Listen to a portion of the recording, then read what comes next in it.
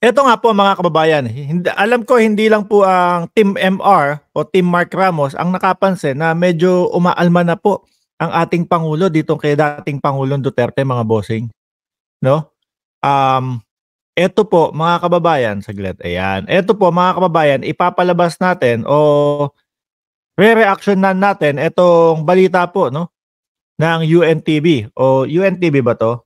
O shout out po sa UNTV at kung gusto niyo pong mapanood ng buo 'to tapos walang putol-putol o walang reaksyon ay puntahan niyo lang po sa UNTV mga kababayan. Salamat po sa UNTV. Alright, in 3, 2, 1, Pangulo, banat! With the confirmation of the Chinese embassy, we now know that there was a secret agreement. Kumbinsido si Pangulong Ferdinand Marcos Jr. na mayroon ngang pinasok na kasunduan ng nakaraang Duterte administration sa China na umano'y isang gentleman's agreement. Ayan mga kababayan, hindi fake news ang Pangulo ha. Kumbaga, sabi niya sa panimula pa lang po mga kababayan, tinanong namin, yung China, kung talaga bang meron talagang naganap na agreement na ganon. Gentleman's agreement. Hindi nga po gentleman's agreement ang tawag ng ating Pangulo dyan eh. Secret deal o secret agreement dahil pati po sa kanila hindi pinaalam eh. No? Ako ramdam ko mga kababayan, isa ito sa dahilan kung bakit medyo kabado ang dating Pangulo. Kung bakit gusto talaga nilang kailangan makabalik agad tayo sa pwesto, no?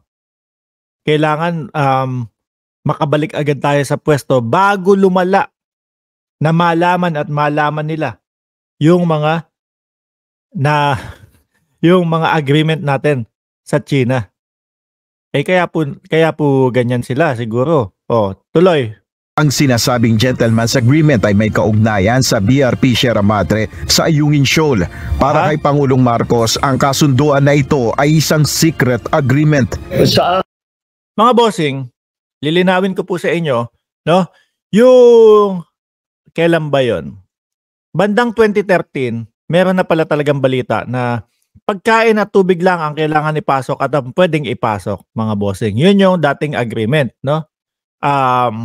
So syempre, bilang patas, hindi naman natin isisisi yun kay Pangulong Duterte. Kaya lang po, eto mga kababayan, ang mas umiinit ngayon.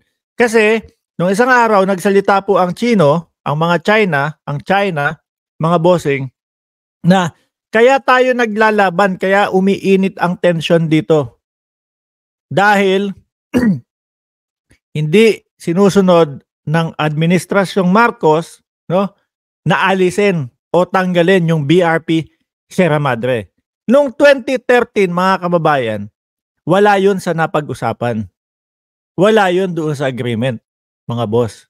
Kumbaga, although lugi na talaga tayo, no? Noong 2013 pa lang, hindi natin alam kung kay Digong, kung hindi natin alam kung kay Pinoy, kung kay kanino mang presidente, nagsimula yung tubig at pagkain lang ang ipapasok, no? Pero etong panahon ni dating Pangulong Duterte, mga bossing, nadagdagan pa,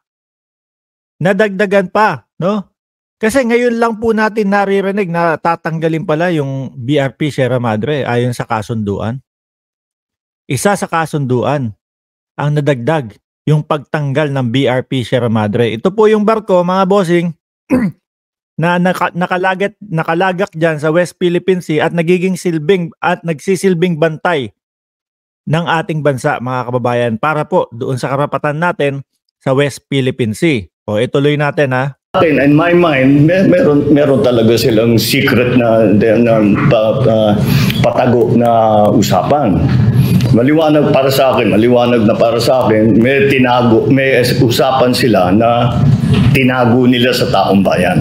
Kaya naman, ayan mga kababayan, dati po kung mapapansin natin, ang ating Pangulo kapag ka po yung si PRRD ang pinag-uusapan, yung mga atake sa kanya, kumbaga medyo hindi niya na pinapansin, medyo hayaan mo na yung matandang yan, o yung hayaan mo na kung ano yung pinagsasasabi niyan. Pero ngayon po, no, talagang tahasan at direktahan niya ng sinabi, meron kayong ginawang secret deal ng China. No, hindi nyo man lang sinabi sa amin. Bakit ganun? So, kami yung, kung para talaga sa Pilipinas, ang inyong sana sabihin nyo man lang sa amin, kami yung susunod na administrasyon, kami yung susunod na mangangasiwa, no? Sa gobyerno ng Pilipinas, wala kaming kaalam-alam dyan. Oh.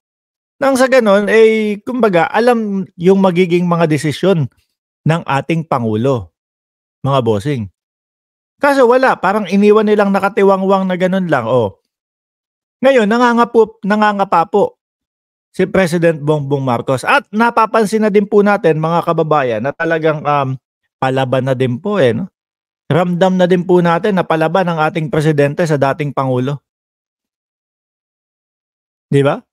Sabi ni Reggie, maliwanag pa sa sikat ng araw, Boss Mark. Meron talagang nangyaring kasunduan. Opo, no? Magdalena ani, lahat ng paninira ginawa na ni Duterte kay PBBM pero effect sa tao. Wala nang naniniwala sa sinungaling na si Digong.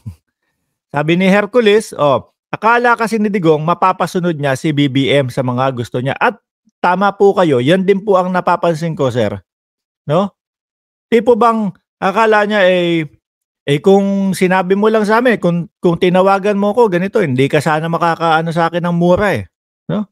Hindi makakarating sa iyo to Biruin mo ba naman po, mga kababayan? Wala na po sa panunungkulan si dating Pangulong Duterte, pero parang gusto niya, no? Na ang ating presidente kung ano yung trip niya dapat susundan. Sabi ni Ma'am Maite Baisa, boss, murahin ba naman siya ng murahin ni Pentaning kahit sinong mabait naman. Mal-edukado. Diba? Pumapalag na po ito. Nararamdaman ko na po, mga kababayan. Yung tipong patahi-tahimik niya dahil siguro iniisip din niya na kasama natin si Inday Sara dito, ganito, ganyan. Tapos, syempre may stress si Inday Sara, mga bossing. Sabi ni B-Like, puro ad hominem naman si Digong. Yan. Mamaya pag-uusapan po natin yan. Dumako tayo. Ituloy natin to, mga kababayan. Pangalawa, actually papasok na to sa no?